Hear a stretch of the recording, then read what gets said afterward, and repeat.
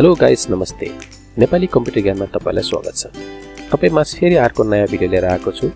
यदि तपाई यो च्यानलमा नयाँ आउनुभएको छ भने कृपया सब्स्क्राइब बटनमा थिच्नु होला र साथै बेल आइकनलाई पनि क्लिक गर्नु होला। हाई गाइस, के तपाईलाई थाहा छ तपाईले वेब ब्राउजर मात्रै चलाउँदा पनि तपाईले केही न केही आम्दानी गर्न सक्नुहुन्छ अथवा केही न केही इन्कम जेनेरेट गर्न सक्नुहुन्छ। त आजको भिडियोमा हामीले सिक्ने छौं कि वेब ब्राउजर मात्रै चलाएर कसरी आम्दानी गर्ने। त लौनु सुरु गरौँ आजको कम्प्युटर ज्ञान। तपाईहरुले एभ्रीडे लाइफमा तपाईले वेब ब्राउजर निश्चय नै चलाइराख्नु भएको छ होला। कसैसँग फायरफक्स छ होला, कसैसँग गुगल क्रोम छ होला। तर आज यसको लागि जुन मैले भनिरहेको छु पैसा जेनेरेटको लागि, त्यसको लागि हामीले अहिले फरक किसिमको ब्राउजर युज गर्नुपर्ने हुन्छ। त्यसको नाम हो ब्रेभ ब्राउजर। यहाँ हेर्न सक्नुहुन्छ म यो आइकन पनि यो सिंहको आकारको छ हैन। यसलाई खोलेर हेरौँ हैन। लौनुस् त हामीले ब्रेभ ब्राउजर खोल्दा यसको आउटलुक यस्तो देखिन्छ। त यसको बेनिफिट के हो भनेपछि सबैभन्दा पहिला ब्रेभ ब्राउजर अरु ब्राउजर भन्दा अलिकति फास्ट छ हैन।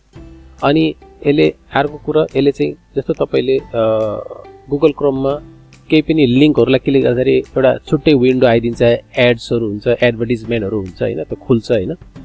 त यसमा के हुन्छ भने हामीले कुनै पनि एडभर्टाइजमेन्टहरु त अन्यत्र फिशिङ वेबसाइटहरु जसले तपाईको डाटाहरु स्टिल गर्न सक्छ, चोर्न सक्छ हैन, त्यस्ता वेबसाइटहरु खुल्दैन। यसले चाहिँ ब्लक गरिदिन्छ त्यस्ता वेबसाइटहरुलाई। अब यसको जाउँ, यसको मेन भनेको यसको राइट साइडमा छ। यहाँ हेर्न सक्नुहुन्छ ब्रेभ रिवार्ड भनेर लेखेको छ हैन। यो ब्रेभ रिवार्ड भनेको यही नै हो तपाईले पाउने भनेको। तपाईले जति पनि यो ब्रेभ ब्राउजर चलाउनुहुन्छ त्यस अनुसार यो टाइमिङ अनुसार कति टाइम तपाईले यसको खोल्नु भयो त्यही अनुसारको तपाईले यहाँ ब्रेभ रिवार्ड पाउनुहुन्छ।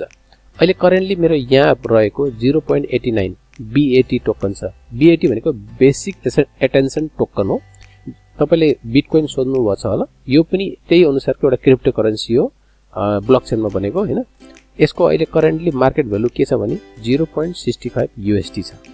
यसको अब प्रत्येक क्रिप्टो करेन्सीको अहिले प्राइस कति छ भनेपछि तपाई एउटा वेबसाइटमा जान सक्नुहुन्छ। यो coinmarketcap.com भनेपछि यहाँ पनि हेर्न सक्नुहुन्छ। हेर्नुस्, अहिले यो त मैले पहिलाको खोलेको, त्यही भएर अहिले यसको कति छ रेट हेरौँ।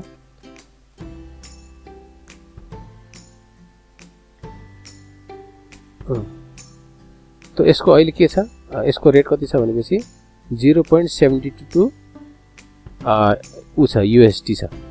भनेपछि यहाँ मैले तपाईलाई देखाएको यो भनेको 0.89 बेट टोकनको USD भ्यालु यति छ भन्न खोजेको मैले। त यसको अहिले करेन्टली यो मार्केटमा यसको भ्यालु छ एउटा बेट टोकनको 0.72 सेन्ट्स छ।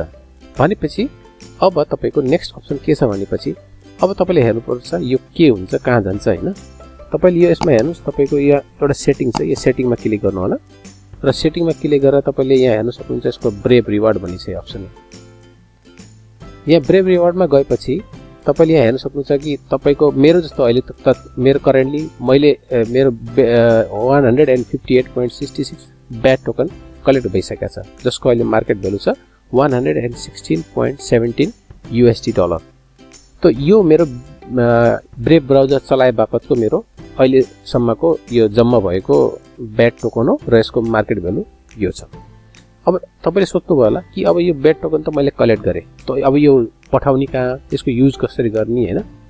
अब एउटा कुरा याद राख्नु होला, कुनै बेला बिटकोइनको भ्यालु पनि $1 थियो, तर आज गएर हेर्नुस् 45 देखि 45-46 हजारको अहिले करेन्टली चलिरहेछ रेट हैन।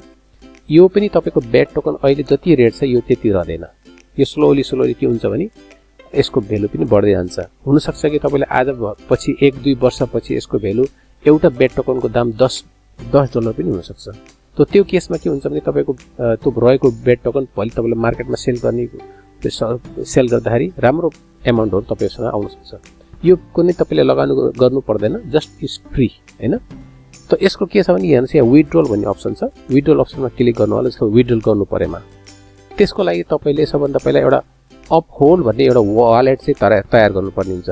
यो अपहोल्ड यसले चाहिँ सपोर्ट गर्ने अपहोल्ड वालेट भने यसो भनौँ न एउटा खोल्टी पर्स जस्तै जुन बेट टोकनलाई सपोर्ट गर्ने भनेको यो uphold.com यो अपहोल्डको वालेट क्रिएट पनि गर्नुपर्छ।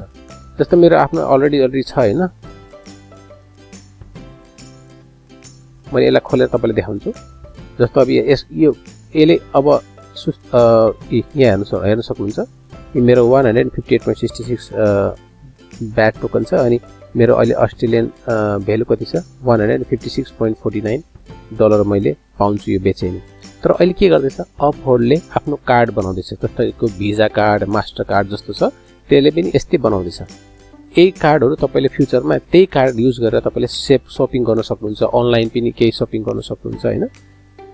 अनि तपाईको रहेको जस्तो बैंक अकाउन्ट पनि लेखिरहेछ अनि by the way in case जस्तो तपाईको मा कन्ट्रीमा जस्तो नेपालमा पनि भएको अब कुनै बैंकहरुले अपहोल्डसँग टाइ अप गरे भने तपाईको डाइरेक्ट यो बेट टोकनको अमाउन्ट बराबरको पैसा तपाईको बैंक अकाउन्टमा पनि यो डिपोजिट भइदिन्छ। त यसको लागि तपाईलाई अझै पनि विस्तारमा जानकारी चाहियो भने तपाईले मलाई पर्सनली मेसेज गर्न सक्नुहुन्छ अपहोल्ड क्रिएट कसरी गर्ने हैन यसको अरु बेनिफिट के छ है त। त कस्तो लाग्यो आजको भिडियो? यदि तपाईलाई मन पर्यो भने लाइक कमेन्ट र सब्स्क्राइब गरिदिनु होला र हेर्दै गर्नु होला नेपाली कम्प्युटर ज्ञान। Thanks for watching.